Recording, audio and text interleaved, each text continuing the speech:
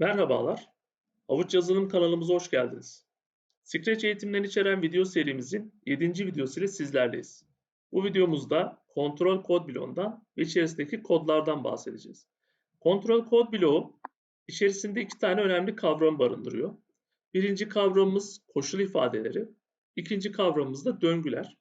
Bu iki tane kavramı özellikle metin tabanlı programlama dillerini kullanarak programlar yazacaksanız, oyunlar geliştireceksiniz, çok sık karşılaşacaksınız. Bu kavramlardan koşul ifadeleri eğer ise, eğer ise değilse kodlarından oluşuyor. Döngülerimiz ise 10 defa tekrarla, sürekli tekrarla ve olana kadar tekrarla kodlarından oluşuyor. Bu iki tane kavram önemli. Şimdi bu kavramların detaylarını konuşalım. Ama öncesinde kod bloğunu şöyle hızlıca bütün kodlarından da bahsetmiş olalım. Öncelikle 1 saniye bekle koduyla başlayalım. 1 saniye bekle kodu adından da anlaşılacağı üzere verilen iki kodun arasına koyduğunuz zaman üstteki kod çalışacak ve bir bekleme süresi tanımlayacağız. Sonrasında diğer kod çalışacak. Yani 10 kilometre koşuyorsunuz, 10 dakika bekliyorsunuz, bir 10 kilometre daha koşuyorsunuz. Arada sanki böyle nefeslenmeymiş gibi düşünebilirsiniz. Kontrol bloğundan ikincisine gelelim. 10 defa tekrarla koduna. Bu kod sizin tekrar eden eğer kodlarınız varsa ve belli bir sayıda tekrar ediyorsa orada kullanabilirsiniz. Yani siz 10 adımdan 10'ar defa gitmesini istiyorsanız bir kuklanın bu kodu kullanabilirsiniz. 10 defa tekrarlansın ve 10 adım gitme kodu derseniz eğer tamamında 100 adımlık birimi tamamlamış olacak ve kademe kademe, frame frame geçişinde gözlemlemiş olacaksınız. Üçüncüsü sürekli tekrarla. 10 defa tekrarladan tek farkı bir rakamsal değeri yok.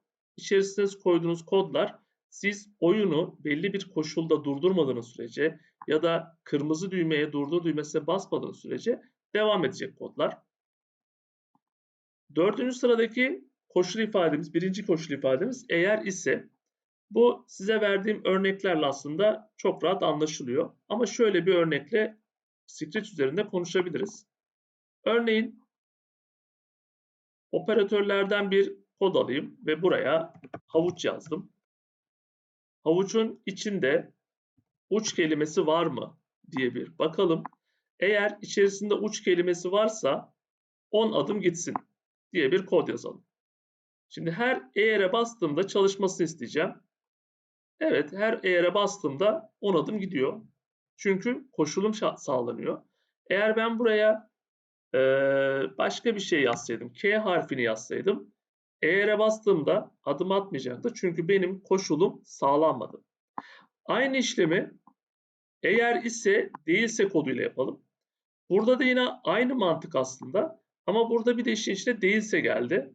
Yani havuç kelimesinin içerisinde eğer K varsa 10 adım gitsin.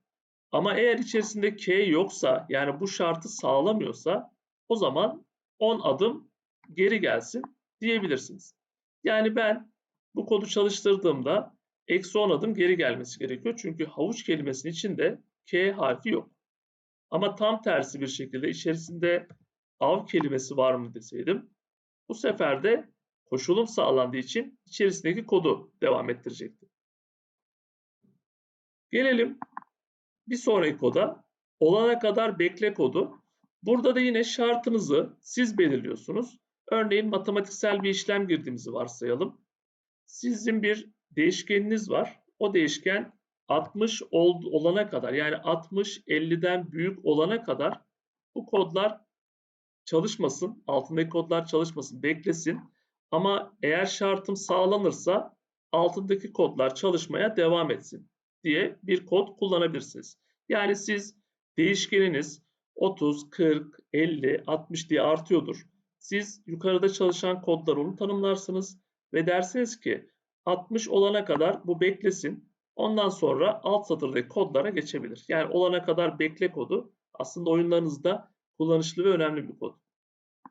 Sonrasında olana kadar tekrarla kodu var. Olana kadar tekrarla kodu da bir döngü aslında ama içerisinde bir koşul var.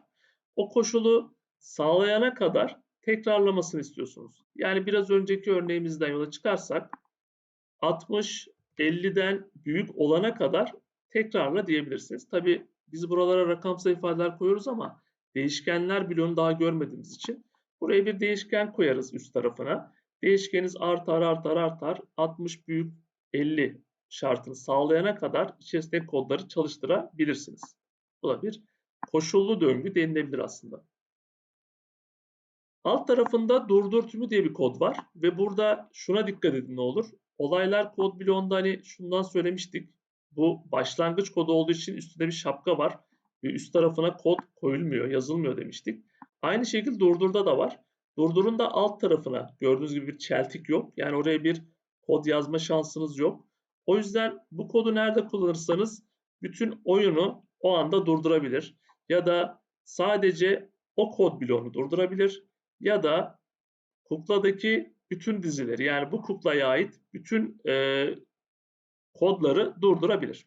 Ama durdur tümü derseniz sahnenizde ne kadar kukla varsa hepsini etkileyecektir. Bütün kodları etkileyecektir. Tekrardan kontrole giriyorum. İkiz olarak başladığında diye bir kod var. Eğer bu kodu kullanırsanız sahnenizdeki, hatta önce şunu anlatayım ondan sonra ona geçeyim. Örneğin yeşil bayrağı tıklandığında bu kuklanın bir ikizi oluşsun diyorum. Yeşil bayrağı bastım ve bir ikizi oluştu üzerinde. Sonrasında şunu kullanabiliyorsunuz. İkiz olarak başladığında ne yapsın? 10 adım gitsin. Yani ikiz olarak başlattığım şey 10 adım ilerlesin diyebilirsiniz. Şunu şöyle bir kenara alayım. Yeşil bayrağı bastığımda gördüğünüz gibi ikizi oluştu ve 10 adım gitti. Tamam. Sonrasında hangi kodumuz kaldı? Evet, bu ikizi sil kodu var. Bunu da şöyle kullanabilirsiniz. Örneğin olaylar kod bloğundan boşluk tuşuna basıldığında bu ikizi silelim dediğinizde yeşil bayrağı bastım, bir ikizi oluştu.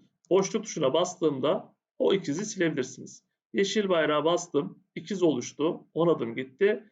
Boşluk tuşuna bastığımda bu ikizi silebilirim. Videomuzu izlediğiniz için teşekkür eder. Kanalımıza abone olarak ve beğen butonuna basarak destek olursanız seviniriz. İyi günler dileriz.